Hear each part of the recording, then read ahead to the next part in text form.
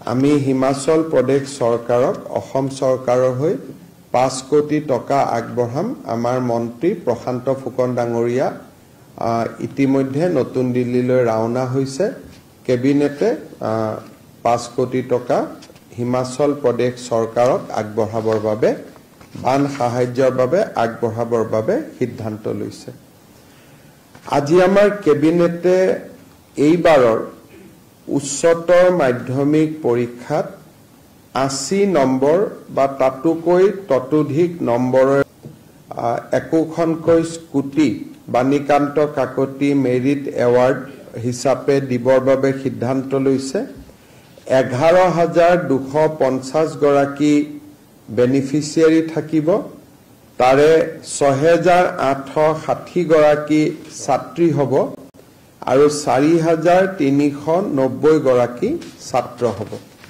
আৰু অহা 2 মাহৰ ভিতৰত আমি স্কুটিখিনি বিতৰণ কৰিব পৰা অৱস্থালৈ আহিব পাৰিম এতিয়া আজি কেবিনেটে লোৱা এটা গুৰুত্বপূৰ্ণ সিদ্ধান্ত মই আপোনালোকৰ আগত ক'ব খুজিছো আপোনালোকে জানে যে কেইদিনমান আগতে উচ্চতম ন্যায়ালয়ে নাগৰিকত্ব আইন যেটো 6A বুলি নাগৰিকত্বৰ আইনত যেটো ক্লজ ইনক্লুড কৰা হৈছিল সেই ক্লজটোৰ বৈধতা প্ৰদান কৰি সুপ্ৰিম কোৰ্টৰ সাংবিধানিক বিচাৰপীঠে এটা ৰায়দান কৰিছিল এই ৰায়দানটোৰ উদ্দেশ্য আছিল যে ভাৰতৰ আন ৰাজ্যত বিদেশী নাগৰিকৰ সময়সীমা 1951 কিন্তু অসম চুক্তিয়ে ইয়াক 1971 কৰে অসমৰ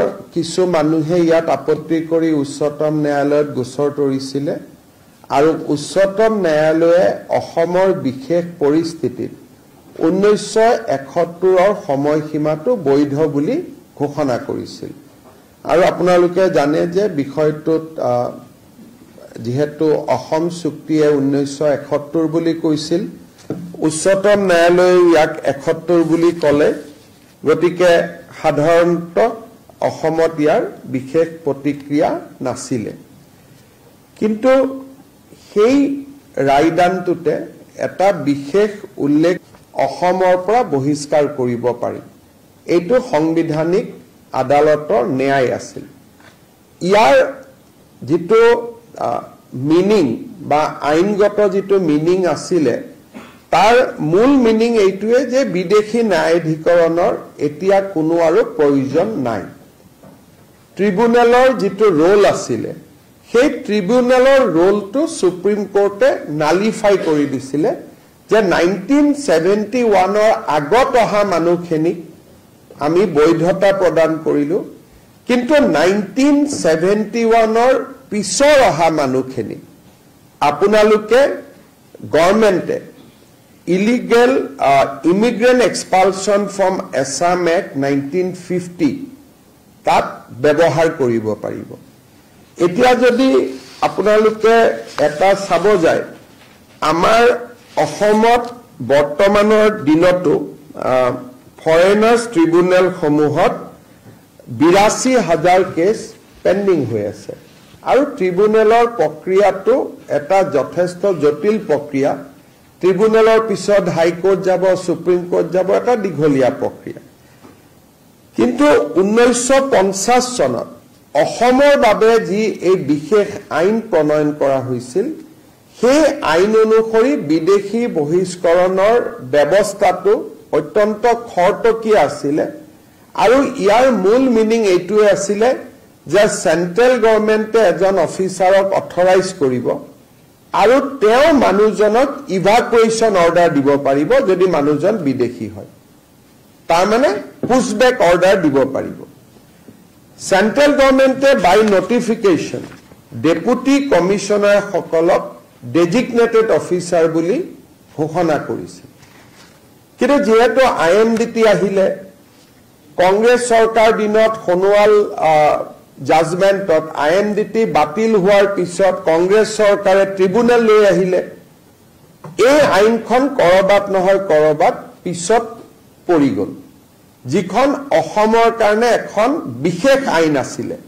কিন্তু এই আইনখন কৰবাত নহয় কৰবাত পিছত পৰি গল সাংবিধানিক বিচাৰপীঠে এই আইনখনৰ ৰিলেভেন্স বা প্ৰাসংগিকতাক আকৌ এবাৰ আমাৰ সন্মুখলৈকে লৈ আহিলে আজি আমাৰ কেবিনেটে এই আইনখন কেনেকৈ প্ৰয়োগ কৰিব লাগে তাৰ ওপৰত যেটো ষ্টেণ্ডাৰ্ড অপাৰেটিভ প্ৰচিডিউৰ হ'ব লাগে তাক আজি কেবিনেটে ইয়াক এটা প্ৰস্তুত কৰে আৰু এই ষ্টেণ্ডাৰ্ড অপাৰেটিং প্ৰচিডিউৰ মতে যদি ডিসিক কোনোবাই জনাই যে মানুহজন বিদেশী বুলি বা বৰ্ডাৰ পুলিচে জনাই যে মানুহজন বিদেশী বুলি বা অন্যান্য সোৰ্সৰ পৰা যদি আমি গম পাও যে মানুহজন বিদেশী বুলি ডিসিয়ে সেই মানুহজনক 10 দিনৰ সময় দি এখন নোটিস দিব he will give a notice to the person to prove his citizenship within a period of 10 days আৰু 10 দিনৰ ভিতৰত যদি তেওঁ যি নথিপত্ৰ দিয়ে তাত যদি ডিসি সন্তুষ্ট নহয় on the day of 10th তেওঁক ইভাকুৱেশ্যন অৰ্ডাৰ পাস কৰিব দিছে যে এই মানুহজনক পুছবেক কৰিব লাগে ভাৰতৰ পৰা আৰু লগে লগে এই মানুহজনক আমি হোল্ডিং সেন্টাৰলৈকে লৈ যাম আৰু হোল্ডিং সেন্টাৰৰ পৰা যি ধৰণে সময়সূচী উলাই বিএসএফ এ তেওঁক বাংলাদেশলৈকে বা পাকিস্তানলৈকে পুছবেক কৰিব সো আজি এই এসওপিখন কেবিনেটে অনুমোদন দিয়ে তাৰমানে এজন মানুহৰ বিচাৰ 10 দিনৰ ভিতৰত সম্পূৰ্ণ হৈ যাব whether he is foreigner or not foreigners কোনো ট্ৰিবিউনেলে সিদ্ধান্ত নলয় ডিসিয়ে সিদ্ধান্ত লব ডেপুটি কমিশনাৰ সিদ্ধান্ত লব and decision will be taken within 10 days যদি এই মানুহজন 12 ঘণ্টা হৈছে অসমত হুমুৱা তেতিয়া হলে চকজু কৰিব নালাগে তেওঁ ডাইৰেক্টলি পুছবেক অৰ্ডাৰ দিব পাৰিব ইফ ফ্ৰেছ ধৰক আজি ৰাতি খুমাইছে আমি আজি ৰাতি উইদিন 12 ঘণ্টাত আমি ধৰিছো তেতিয়ালে 10 দিনৰ নোটিছখনো দিব নালাগে তেওঁক লগে লগে আমি পুছবেক কৰিব পাৰিম আজি কেবিনেটে বিদেশী বহিষ্কাৰৰ ক্ষেত্ৰত এটা ঐতিহাসিক সিদ্ধান্ত গ্ৰহণ কৰে সুপ্ৰিম কোৰ্টৰ সাংবিধানিক ন্যায়ালয়ৰ জাজমেন্টৰ ওপৰত ভিত্তি কৰি আজি কেবিনেটে অসমত প্ৰথমবাৰৰ বাবে ট্ৰিবিউনেলৰ ব্যৱস্থাটোক বাইপাস কৰি আমি ইমিগ্ৰেন্টছ এক্সপালছন ফ্ৰম আসাম এক্ট 1950 আমি ব্যৱহাৰৰ বাবে সিদ্ধান্ত লৈছো ইয়াৰ ফলত বিদেশী বহিষ্কৰণৰ প্ৰক্ৰিয়াটো ক্ষিপ্ৰ হ'ব তৰিত গতিত কৰিব পৰা হ'ব এজন মানুহক বিদেশী বুলি বৰ্ডাৰ পুলিচে সন্মুখলৈকে লৈ আহাৰ পিছত ডিসি আৰু ডিসি মানে এডিসি ডিসি অৰ এডিসি তেওঁলোকে 10 দিনৰ ভিতৰত সিদ্ধান্ত দিব পাৰিব সিদ্ধান্ত দিয়াৰ পিছত আমি কোনো এমবেসিক যোগাযোগ কৰিব নালাগে আমি ডাইৰেক্টলি তেওঁক ইভাকুৱেশ্যন কৰিব পাৰিম we will be able to evacuate them from Assam আৰু of course আমি নোৱাৰো BSF এ কৰিব কিন্তু BSF ক আমি গটাই দিম for next step to take the next step of evacuating from Assam এই সিদ্ধান্তটো এটা মই ভাবো যে ঐতিহাসিক সিদ্ধান্ত আজি অসম কেবিনেটৰ আৰু এই সিদ্ধান্তই বিদেশী নাগৰিক বহিষ্কাৰৰ প্ৰক্ৰিয়াটো খুব তৎকালীনভাৱে নিষ্পত্তি কৰাত সহায় কৰিব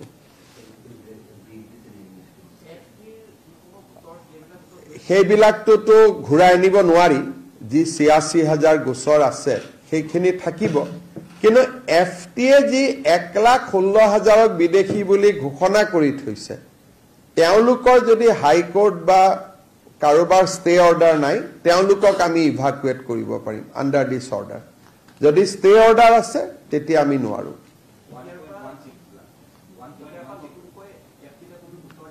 এতিয়া আমি আৰু এফটি লৈ নতুনকৈ একো গোচৰ নিদো আমি 10 দিনৰ ভিতৰত তেওঁক ডিসিৰ ওচৰত প্ৰমাণ দিবৰ কাৰণে দিম গতিকে ডিসিয়ে যি সিদ্ধান্ত লব সেইটোই আমি মান্যতা হ'ব যত কনফিউজিং কেছ আছে ডিসি সিদ্ধান্তত আহিব নোৱাৰিব সিহে FT লৈকে যাব এনেকুৱা নহয় যে ডিচিৰ ওচৰত আহিলে ডিচিক তিনিখন কাগজ দেখুৱালে ডিচি কনফিউজ হৈ গ'ল যে প্ৰাইমা ফেচি তেওঁৰ বিদেশী হয় নে নহয় ডিচিৰ ডাউট হ'ল তেতিয়া তেওঁ ট্ৰিব্যুনেলত পঠাব ট্ৰিব্যুনেল ব্যৱস্থাটো সম্পূৰ্ণ নিৰস নহয় যদি প্ৰাইমা ফেচি ডিসি সিদ্ধান্তত আহিব নোৱাৰে তেতিয়ালে ডিসিটো সদায় কেছটো চলাই থাকিব নোৱাৰে তেওঁৰ আৰু বহুত কাম আছে তেতিয়া ডিসিয়ে সেই কেছটো ট্ৰিব্যুনেলত দিব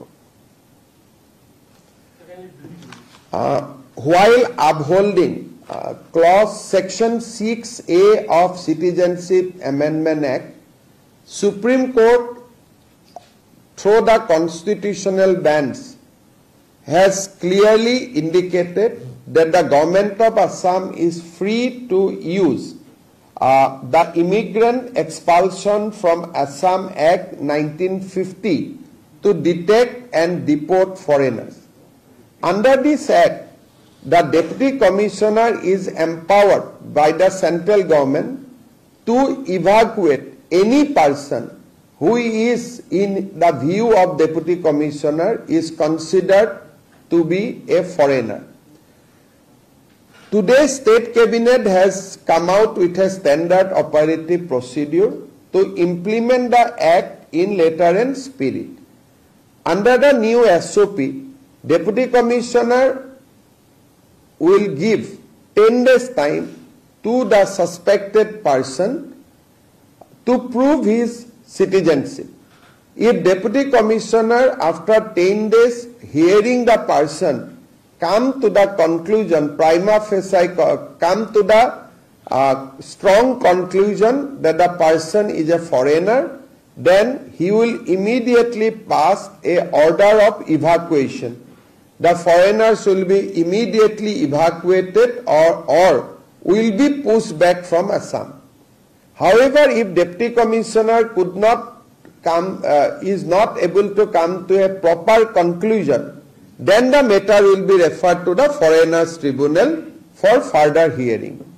Under this Act, as mandated by Supreme Court, now it will be much easier for the government of Assam to push back foreigners once he is detected and the Deputy Commissioner comes to the conclusion that he is indeed a foreign national. So this is a landmark decision of Assam Cabinet. Never before we have attempted this act. Now as Supreme Court has clearly mandated, we are going to implement this act letter and spirit. Since Assam has a tribunal to judge who is a foreigner or not, now will this SOP bypass because Supreme Court has mandated implementation of the Immigrant Expulsion Act, Expulsion from Assam Act 1950. This act gives power to Deputy Commissioner, not to the tribunal. So any action which will be taken under this act will not be referred to the tribunal. But if DC become confused and he could not come to a conclusive opinion whether this person is foreigners or not, then of course matter will be referred to the tribunal. Also, are you putting any cut-off date from where this SOP is going to be implemented, given the fact that there are pending cases in the tribunal? Pending cases will not come back to the DC, but any person who entered post 1971 can now be produced before the Deputy Commissioner. So cut-off date is 71. So it means a new case which is not with the tribunal. Any case which is a new case not under the proceeding of the tribunal will come to the DC now. We are not going to refer any more cases to tribunal from henceforth. It will go to the DC. DC will hear, and if DC develop a doubt that whether he is a foreigner or not, those cases will go to the tribunal. But where DC will develop or will have a conclusive opinion that this guy is from Bangladesh or Pakistan, then he will be pushed back immediately.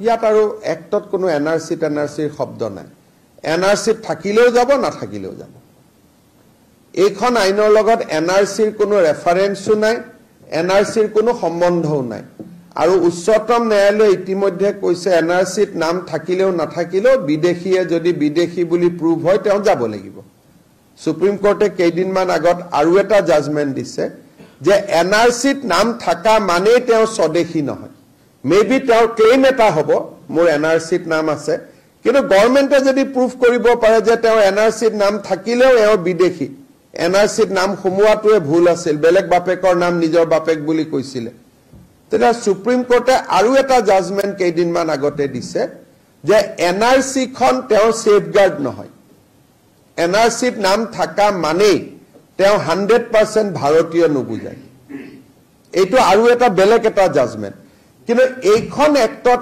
NRC চোৱা নোচোৱা কোনো কথা নাই ডিসিয়ে যি সিদ্ধান্ত ল'ব সেইটোৱে final আপোনালোকে এখন পঢ়ি ল'ব অনলি এক পেজৰ এক্ট হয় মাত্ৰ 6টা ক্লজ আছে তাত ক্লজ এটাই যে ডিসিয়ে যাকে ফৰেনাৰ্স বুলি ভাবে তাকে পুশবেক কৰিব পাৰে Do you think that this SOP that you have adopted now is going to take forward Assam's push in terms of the pushback which is already been followed in the state? We have pushed back almost 30,000 foreigners by now.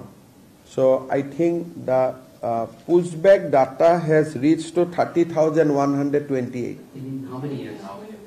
This is a data, I am not dividing it into years. The total pushback from Assam so far is 30,126. Since 71?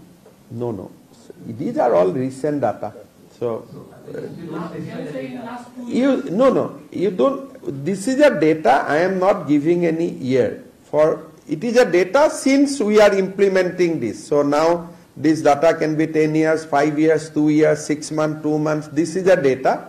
Where from I have not collected that, but in next press conference I can share with you.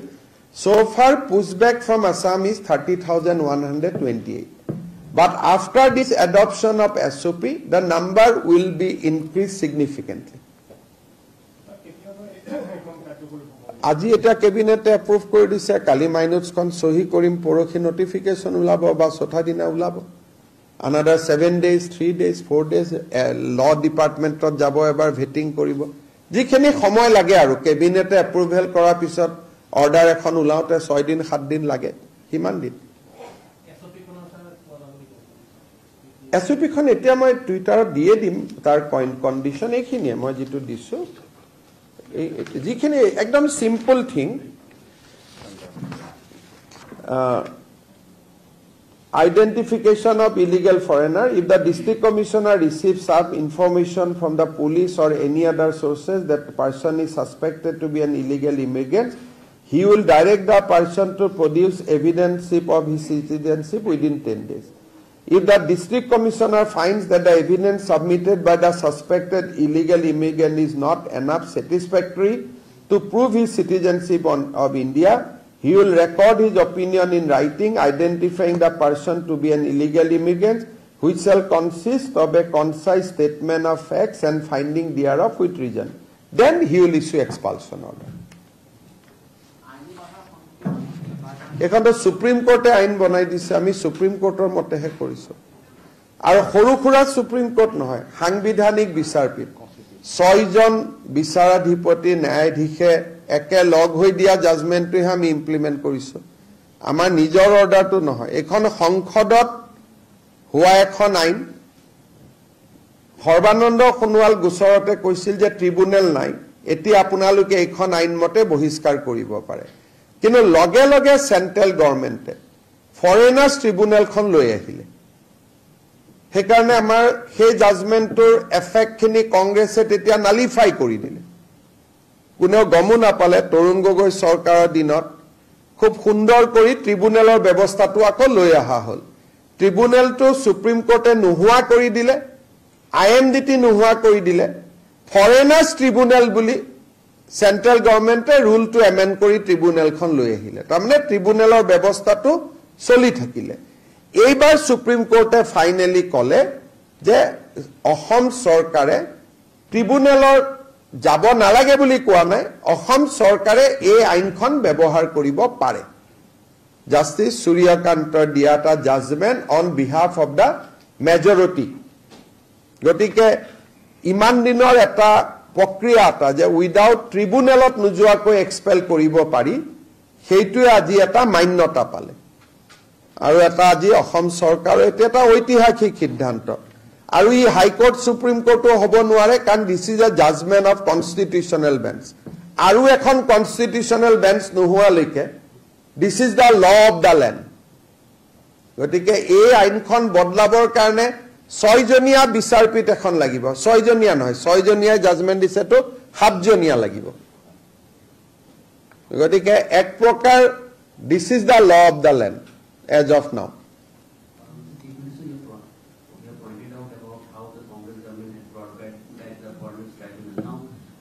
When BJP came to power over the years, what have been the problems with the foreigners tribunal that your government has observed? You see, foreigners tribunal doesn't have the order of giving pushback order. When a person is detected as a foreigner, we have to inform Ministry of External Affairs. Then they will talk to the Bangladesh. Bangladesh has to accept the person as a foreigner. So far, Bangladesh has accepted only 466 people. But the tribunal has detected 1,68,000 people. And Bangladesh has accepted only 400. So this, if a tribunal gives judgment, then you have to follow the diplomatic channel. You cannot push back. But pushback is always not successful. Sometimes BDR stop the pushback. They also come, they say, no, you cannot push back. But Deputy Commissioner can now give order of pushback. And once the order of pushback is given, his name will be deleted from the voter list.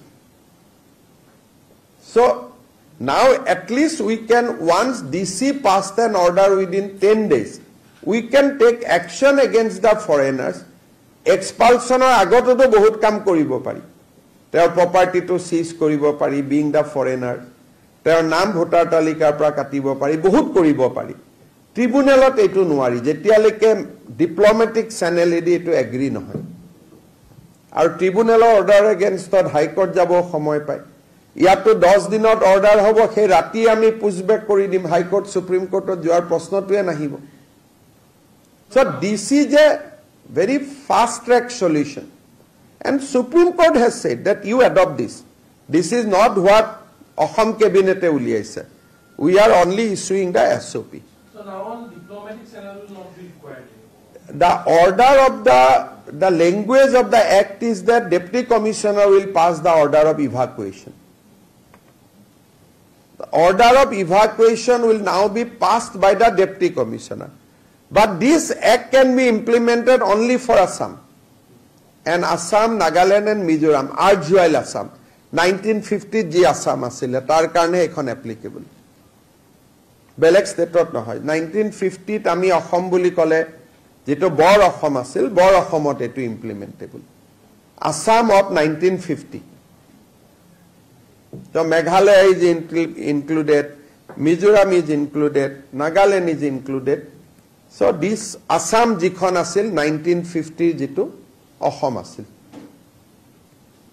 So this is a kuneo mane Supreme Court of bahute party asile kuneo case to soan asile ebar manoniyo Griha Mantri Amit Shah Dangoria ahote ami alochona korisilu. He has, because this is a central act, central government has only authorized our DCs. So the mother act is with the MHA. So I discussed with him and he has given instruction to us that go ahead as per the provision of the act. The betrayal, jetia etu eta Congress dangor biswaghatakota korisil, jodi apunaloke Sarbananda Sonowal judgment sai. That operating order asil je tribunal is quashed within 3 মাহ. Kuneo protest to no koila, Congress brought back the tribunal. Agot naam to asil IMDT kori dile foreigners tribunal. Niyom mote tetia সেই order jodi nahileten ei ekkhon mote expel holeten. So they have somehow sabotaged implementation of this act. in that point of time. Supreme Court আমাক কলে তোমালোকে কিয় ৰখি আছা, why not you are implementing this? আমিতো বাধা দিয়া নাই, ট্ৰিবিউনেলখন সেন্ট্ৰেল গভৰ্ণমেণ্টে বনাইছে, but central government to Supreme Court ওপৰত নহয়.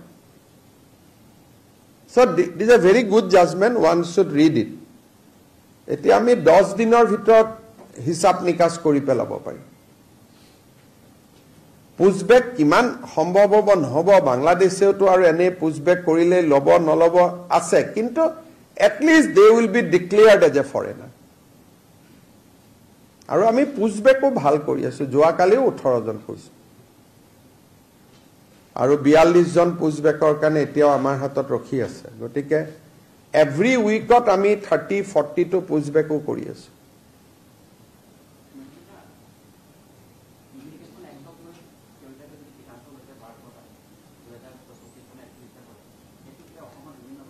সেইটো লৈতো 12 জনৰ কাৰণে আৰু কি কমেন্ট দিব, এপ্লাই কৰিছে 12 জন. আপোনালোকে এটা কথা বুজি চাব যে অসমৰ বঙালী হিন্দু মানুহ 1971 আগত অহা, নহলে সুবিধা পাই তেওঁলোকে কিয় এপ্লাই কৰা নাই?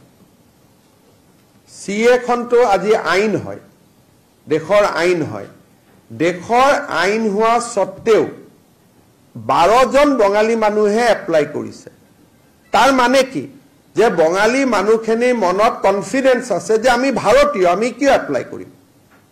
গতিকে বিতৰ্কটোৱে প্ৰাসংগিক নহয়.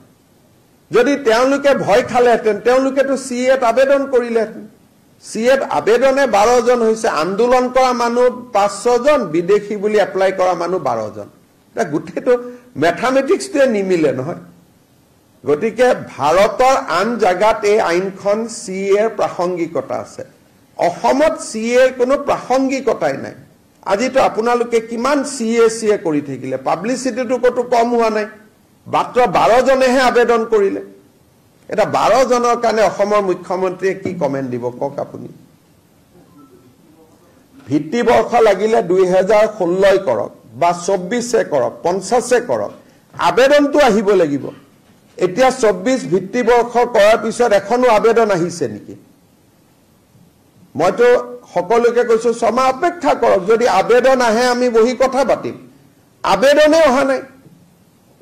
তাৰমানে অসমৰ বঙালী মানুহখিনি অহাৰ হিষ্ট্ৰীটো আপোনালোকে জানিব লাগিব. তেওঁলোকে 71 আগতে ইয়াতে ৰিফিউজি কেম্পত আহিছিলে আৰু অসম চুক্তিয়ে এই মানুহখিনিক ভাৰতীয় স্বীকৃতি দিয়ে. তেওঁলোকক CA ৰ প্ৰয়োজনেই নাই. CA ৰ প্ৰয়োজন থাকিলেহে আমি আলোচনা কৰিম. আমিতো এডভাৰটাইজো কৰিছো যে কোনে কোনে CA ত আবেদন কৰে কৰক বুলি, কোনেও নকৰে. কাৰণ কৰিলে বাংলাদেশৰ গাঁওখনৰ নাম দিব লাগে.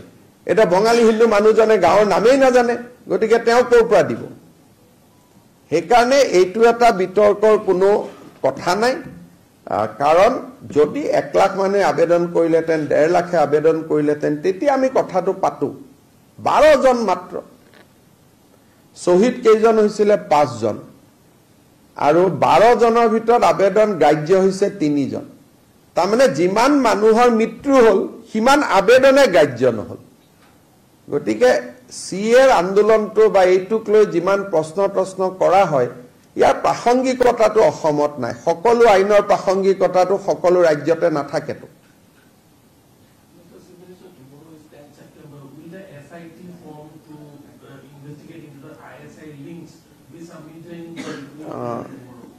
My PPS will be able to tell you whether they have sought time from me or not, but they have not sought any extension. The SIT has not sought any extension. Jodi extension khujilehten file would have come to me. So they have not sought any extension. 10th September is the last date. So my PPS will be able to tell you whether they have sought my time or not. So normally I see my interview for tomorrow at night only. SIT ৰ সময়সীমা আছিল 10 ছেপ্টেম্বৰ, আৰু তেওঁলোকে মোৰ পৰা কোনো extension বিচৰা নাই যে আমাৰ কাম ৰখি গৈছে আৰু আমাক 15 দিন দিয়ক, 1 মাহ দিয়ক. যদি এক্সটেনশন বিচৰা নাই তেলে কালিটো ৰিপৰ্ট দিব লাগে. গতিকে মোৰ অফিসে আপোনালোকক ক'ব পাৰিব কালি মোৰ পৰা সময় SIT লৈছে নে নাই লোৱা. কালি নিয়মতেতো আহি মোক দিব লাগে প্ৰতিবেদন. I have to read the report. Suppose in read certain serious issue is there. So immediately it will be processed. Means I have seen the report, nothing is there. I will close it. So first I have to see the report.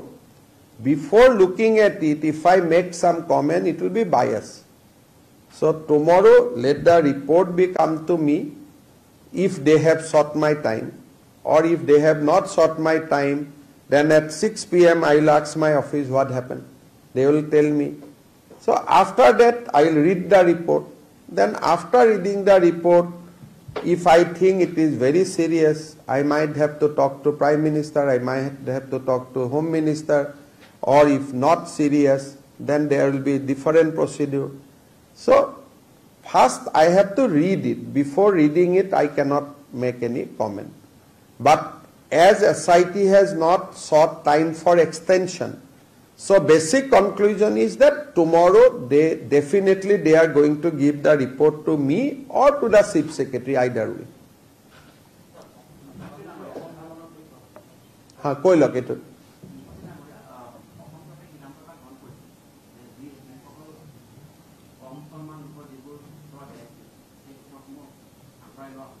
Coat কৈছো মই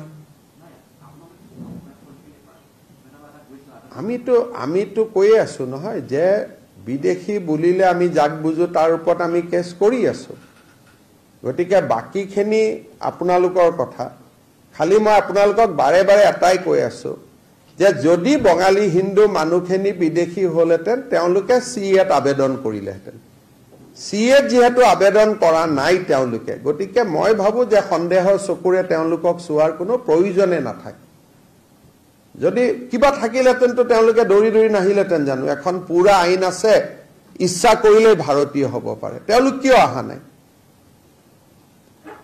আজিটো কিমান বছৰ হৈ গল CA আহা 2 বছৰ হৈ গল নি 2 বছৰ হৈ গল 2 বছৰত এজনো মানুহ নাহিলে ৰাতিৰ ভিতৰতেতো আহা কথা আছিল মইতো প্ৰশান্ত ৰাজগুৰু ইন্টাৰভিউ দেখিছিলো তেওঁ চোৱা গুটে চাহ বাগিচা বিলাক ক্যাপচাৰ কৰি লব ইটু লব ৰাতিৰ ভিতৰতে এজনে 20 লাখ হলে কিনে ডিব্ৰুগড় ইউনিভাৰ্চিটিৰ পৰা যে ছোৱালী কেজনী মানে ফোন কৰি কৰি কান্দিছিল এটোত প্ৰায় 1 কোটি আছিল 1 কোটি আছিল গতিকে এটা 12 জন হোৱা নাই বঢ়াই দিলে 1 কোটি 90 লাখ গতিকে যিটো কথা সময় নষ্ট কৰাৰ প্ৰয়োজন নাই আৰু মই বাৰে বাৰে কৈছো যে বঙালী হিন্দু মানুহখিনিৰ ওপৰত সন্দেহৰ আঙুলিটো তোৱাৰ কোনো প্ৰশ্নই নাথাকে কাৰণ তেওঁলোককতো ইন্দিৰা গান্ধীয়ে নিজে লৈ আহিছিল যে আপোনালোক ভাৰতত থাকক বুলি আৰু যেতিয়া আমি বাংলাদেশ স্বাধীন কৰিলো ইন্দিৰা গান্ধীয়েতো কতো লিখা নাছিল যে এখিনি মানুহক আমি ঘূৰাই পঠাম বুলি এই মানুহখিনি মইও প্ৰথমতে ভাবিছিলো দুই এজন পিছতা হও আছে নেকি ইমান বিজেপিয়ে ফৰ্মো ছপাই দিছিলে যে কোনবা যদি আছে অন্তত চেষ্টা কৰক আহক বুলি অসমত নহয় পশ্চিম বংগত কোনো আবেদন নাই কৰা সিএ তাৰ মানে কি যে মানুহখিনি কনভিন্স মই এটা সৰু আপোনালোকক উদাহৰণ দিম দুলাল নাথ বুলি এজন বেংগলী হিন্দু মানুহ আছে তেওঁ কোৰ্টে কলে যে তেওঁ বাংলাদেশী ট্ৰিব্যুনেলে আমি তেওঁ কলো তই জেলত থাকাকৈ সিএত এখন আবেদন কৰি দে তই নাগৰিকত্ব পাই যাবি তেওঁ কলে মই আহিছো 71ত মই কিয় সহি কৰিম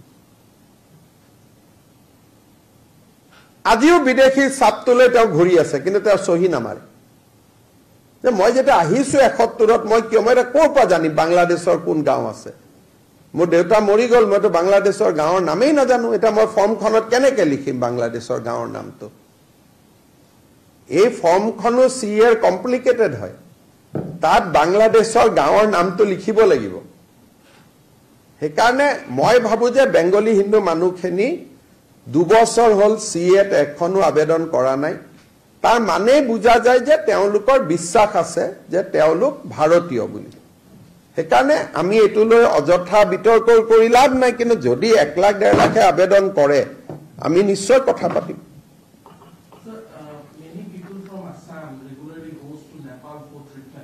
Given that the situation in Nepal is very alarming, Since You, yesterday, are you going to set up a camp like you do not ask me certain developing question because these are questions to be answered by the MEA. These are very developing situation. One of my comment can create even it might put our Indian people at risk. So I think we should refrain from commenting on a developing situation. Pradhan Mantri Dangoriyar আপোনালোকে জানে যে তেখেতে 13 তাৰিখ 4:20 বজাত বিমানবন্দৰত আহি উপস্থিত হ'ব 5:15 তেখেতে ভূপেন হাজৰিকা ডাঙৰীয়াৰ ভাৰতৰত্ন ভূপেন হাজৰিকাৰ জন্ম শতবাৰ্ষিকী অনুষ্ঠানত যোগদান কৰিব এই অনুষ্ঠান 1 ঘণ্টা 15 মিনিটৰ হ'ব আৰু এই অনুষ্ঠানৰ হাইলাইটস হৈছে প্ৰায় 1200তকৈও অধিক শিল্পীয়ে 18 মিনিট ভূপেন হাজৰিকা ডাঙৰীয়াৰ বিভিন্ন 14টা গান তেওঁলোকে একেলগে গাব অলপ প্যাৰাগ্ৰাফ আৰু অনুষ্ঠানটো খুব আকৰ্ষণীয় হ'ব সেই অনুষ্ঠানতে ভূপেন হাজৰিকাৰ এখন বায়োগ্ৰাফি আমি উদ্বোধন কৰিম যিখন ভাৰতৰ সকলো ভাষাতে অনুবাদিত হ'ব আৰু এই বায়োগ্ৰাফিখন অসমৰ 20 লাখ মানুহলৈকে পৰিয়াললৈকেও আমি প্ৰেৰণ কৰিম ৰিজাৰ্ভ বেংক অফ ইণ্ডিয়াই ভূপেন হাজৰিকাৰ প্ৰতিচ্ছবিৰে সৈতে 100 টকীয়া এটা 100 টকীয়া পালে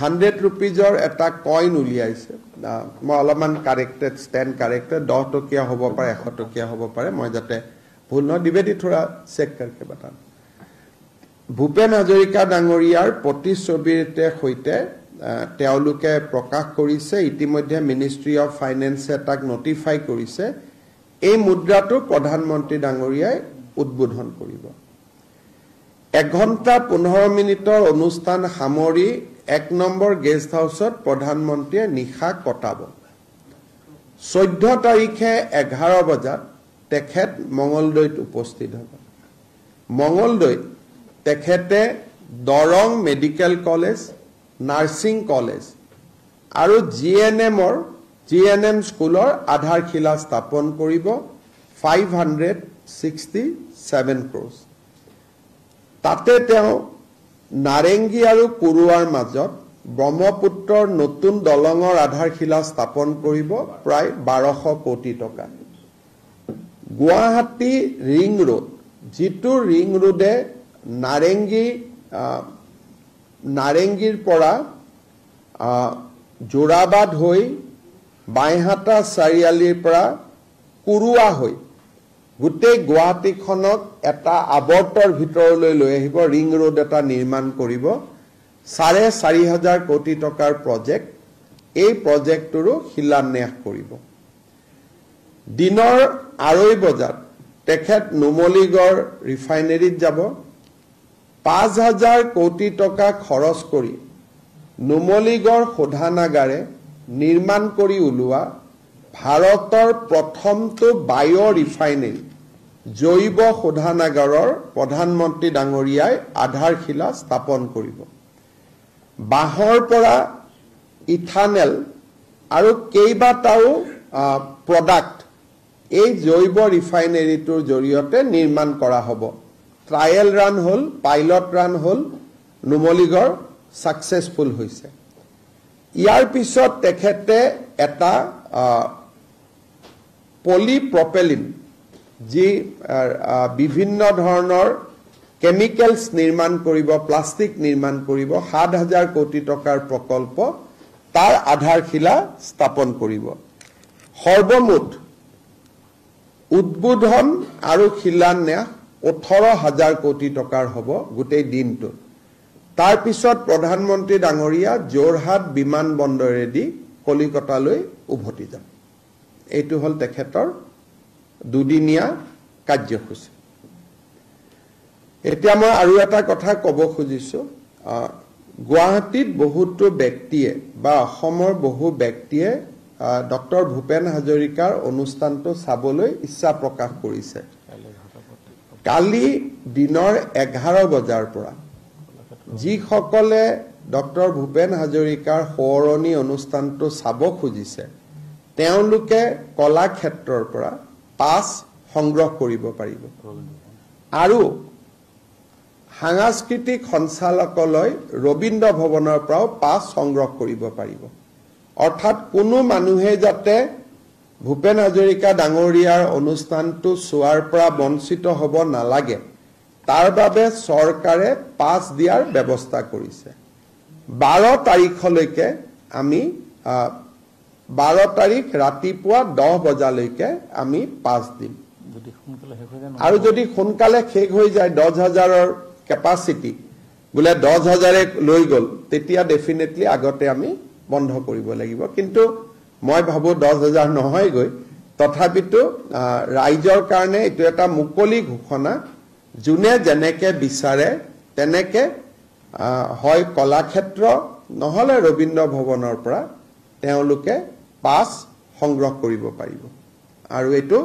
13 তাৰিখে 5 বজাত অনুষ্ঠান হ'ব গতিকে যি সকলে চাব খুজিব পাছু সংগ্ৰহ কৰিব আৰু 3:30 বজাত তেওঁলোকে হলত প্ৰৱেশ কৰিব লাগিব আৰু এই অনুষ্ঠানত আমি ভূপেন হাজৰিকা দেৱৰ পুত্ৰ তেজ হাজৰিকা সমৰ হাজৰিকা रोज हाजरिका তেনেকে আমি পৰিয়ালৰ সকলোকে আমন্ত্ৰণ জনাইছো আৰু সকলো উপস্থিত থাকিব আৰু অসমৰ প্ৰতিখন জিলাৰ পৰা 60 গৰাকী 50 গৰাকীকৈ ব্যক্তি আহিব অনুষ্ঠানত যোগ দিব যি সকলে জীৱনত কোনোবা এটা নহয় কোনোবা সময়ত ভূপেন হাজৰিকাৰ সান্নিধ্য লাভ কৰিছিল আমি কাকো বাদ দিব খোজা নাই অনুষ্ঠানটোত কোনোবা বিহুত ভূপেন হাজৰিকাৰ গান গাইছিলে তাৰ সম্পাদকজন কাৰোবাৰ ঘৰত ভূপেন হাজৰিকা আছিল তেওঁ কোনোবাই ভূপেন হাজৰিকাৰ গাড়ী চলাইছিলে তেওঁ কোনোবা হোটেলত ভূপেন হাজৰিকাই ভাত খাইছিলে তেওঁ এনেকে ডিসি সকলে জিমান পাৰি মানুহক সংগ্ৰহ কৰিছে প্ৰায় 1200 মানুহ আহিব যোনে নেকি ভূপেন হাজৰিকাৰ বিভিন্ন সময়ত সান্নিধ্য লাভ কৰিছিল আৰু সমবেত সংগীতটো এটা অলপ নতুন ধৰণৰ হ'ব তাত একেবাৰে সৰু শিশুৰ পৰা একেবাৰে সিনিয়ৰ আৰ্টিষ্টলৈকে প্ৰতিটো জেনাৰেশনৰ শিল্পী তাত থাকিব 18 মিনিট সময় ভূপেন্দ্ৰ সংগীত তেওঁলোকে পৰিবেশন কৰিব মুদ্ৰাটোৰ বিষয়ে মই ঠিকে কৈছিলো এটো 100 টকাৰ মুদ্ৰা আৰু কিবা থাকিলে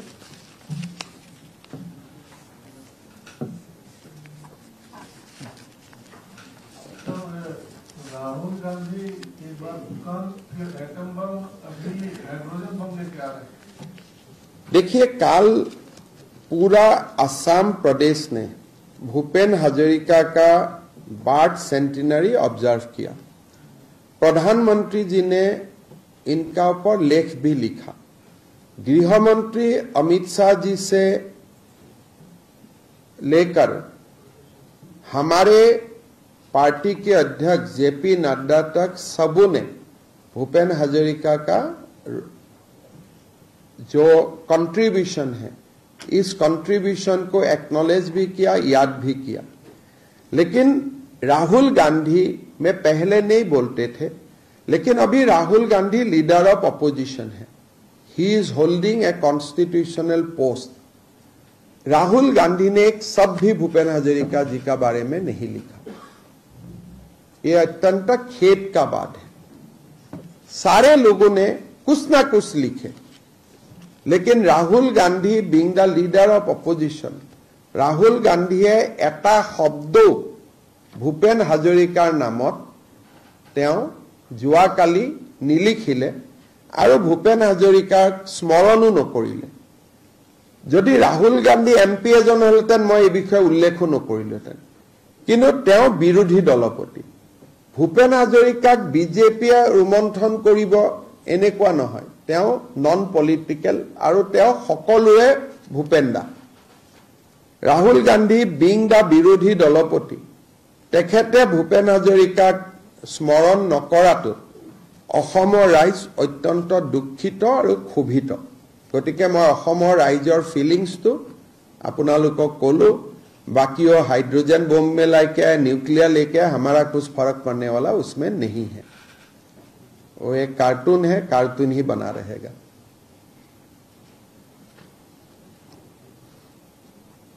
और क्या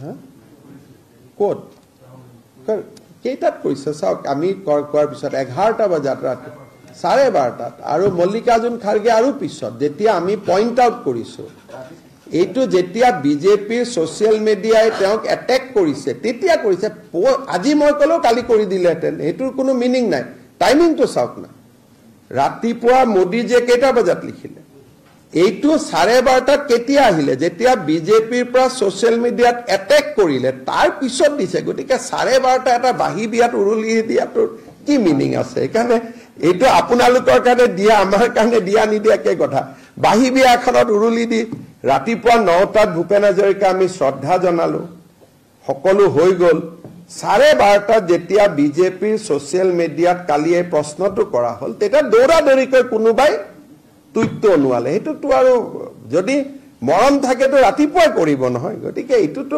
পোষ্ট ডেটেড চেক যে আহে তেনেকুৱা এটা কথা সেইকাৰণে এইটো আপোনালোকে টুইট বুলি কৈছে কাৰণ আপোনালোকে ৰাহুল গান্ধীক ভাল পাই কাৰণে উলিয়াইছে জুনে যাৰ থাকিব এইটো ৰাতিপুৱা 8 বজাতে 8:30 বজাতে দিব আৰু নৰেন্দ্ৰ মোদী ডাঙৰীয়াই প্ৰবন্ধ লিখিছে প্ৰস্তুতি তেওঁতো 12:30 বজাত যেতিয়া আমাৰ বিজেপি বিলাকে সোশ্যাল মিডিয়াত প্ৰশ্নটো তুলিলে তেতিয়া কৰবাৰ পৰা অসমৰ পৰা ফোনটো গৈ যেনে তেনে এটো মেনেজ কৰি আনিলে হেতুৱে কথা